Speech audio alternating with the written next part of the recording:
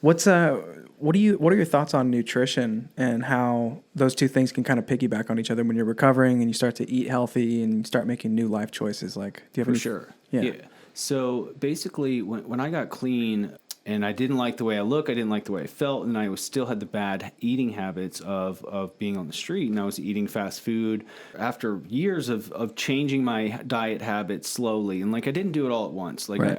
I changed, small things like take away a lot of sugar, take away some of the fat, take away some of the white flour, and it was in steps. And my body over time started to not crave the sugar, not crave the fat, but actually crave the kale, crave the berries, crave the fresh meats. The way that I felt and the way that I thought about food just flip flopped. And so now it's like my body, like I mean, don't get me wrong, I still love ice cream and I love sweets and I love the occasional Taco Bell run, but for the most part, it's my body.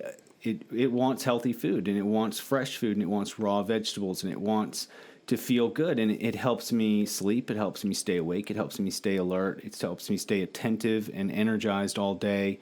And it's been a huge part of my recovery. Like it's about learning like life skills that are going to be beneficial to me and make me feel good And sustainable. and sustainable. Right. Correct, Like creating like a new healthy eating pattern that's sustainable that kind of becomes like a lifestyle choice. Yeah. As opposed to like a diet fad that's happening Yeah. for like a month or two.